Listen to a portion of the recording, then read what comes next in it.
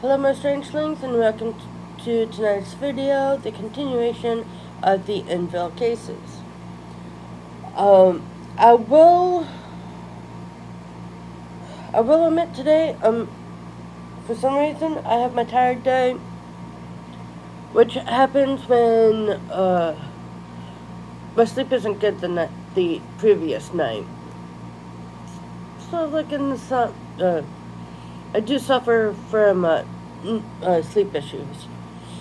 But anyways, before I continue on reading, just a little recap. Ed is discussing about his trip to England in the Enfield case.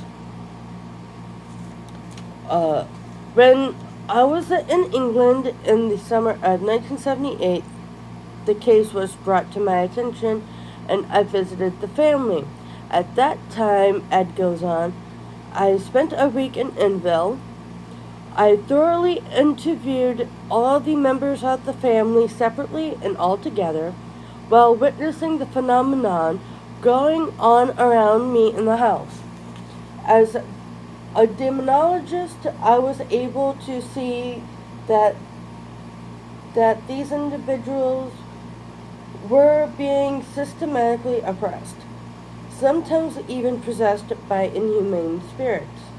For example, the girls would levitate off the floor, crisscross in the air, and then be set back down again in a display of inhumane power.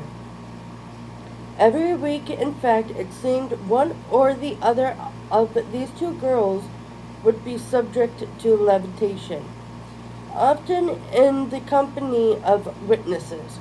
The mother told me when she had walked into the girl's bedroom and found her younger daughter sound asleep, levitating in midair and down on the bed like a yo-yo, as she says, with none of them able to control the activity. The children also spoke about a black mass that manifests itself in their bedrooms at night and terrorized them with its presence. I even asked,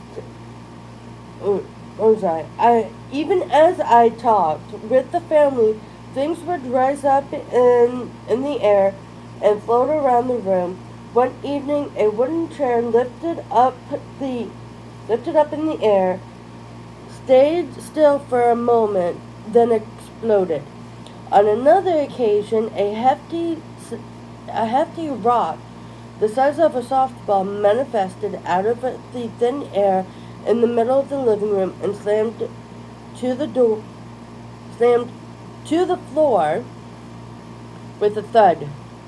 I later took that rock to a geologist at the University of London. Without telling him where I got it, I simply asked the professor to tell me where the rock could have come from. The stone is indigenous to only one place in the British Isles. He told me that place is in the Isles of Wight. And the island of Wight is, of course, located in the English Channel, some 75 miles southwest of London as the crows flies. More serious than the outward phenomena, Ed continues, is happening to the children in this home. The girls in particular are coming under episodes of possessions where they take on the features of an old dead woman, according to the mother, and have the strength of an Amazon. Most of the dangerous features of the possession episodes is that one of the daughters often calls to attack her mother and attempts to kill her with her bare hands. And a number of times she also succeeded. A few weeks before I arrived, one of the girls came under possession. After the possession, the entity stalked around the house. It put the girl in a state of agitated frenzy. The mother was, of course, Not of course, I'm sorry. The mother was forced to bring the daughter to the local hospital where doctors worked for 6 or 7 hours trying to bring her out of it. The incident suddenly stopped after the spirit withdrew from her body, at which time she got up and simply walked out of the casualty ward.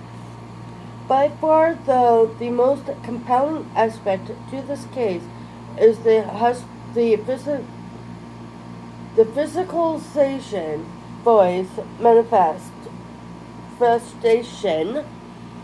I'm sorry, I swear I can read and I can talk. Um,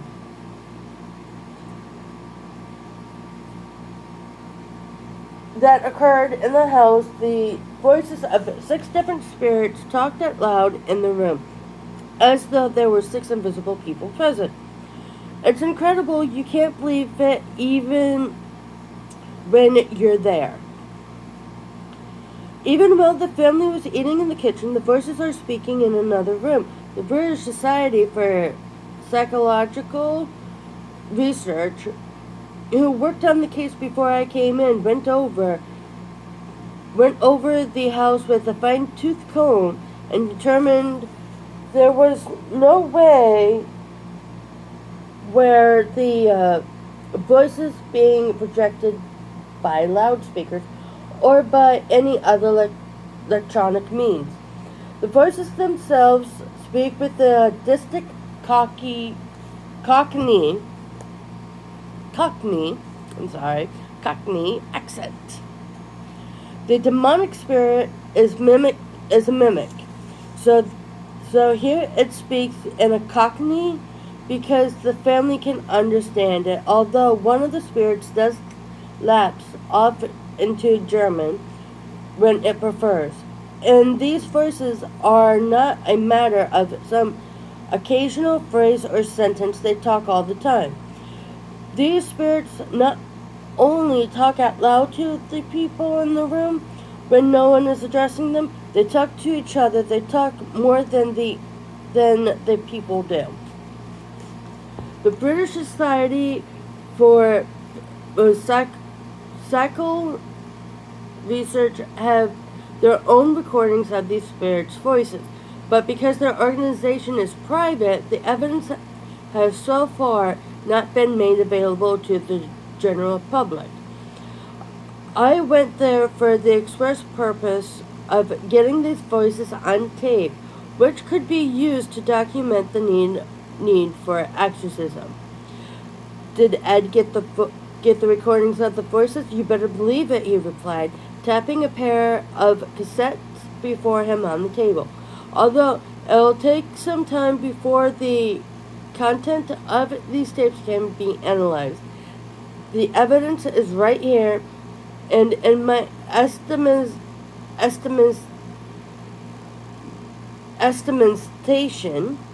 it represents some of the most important evidence yet on the existence of the inhumane spirits. I'll play them now.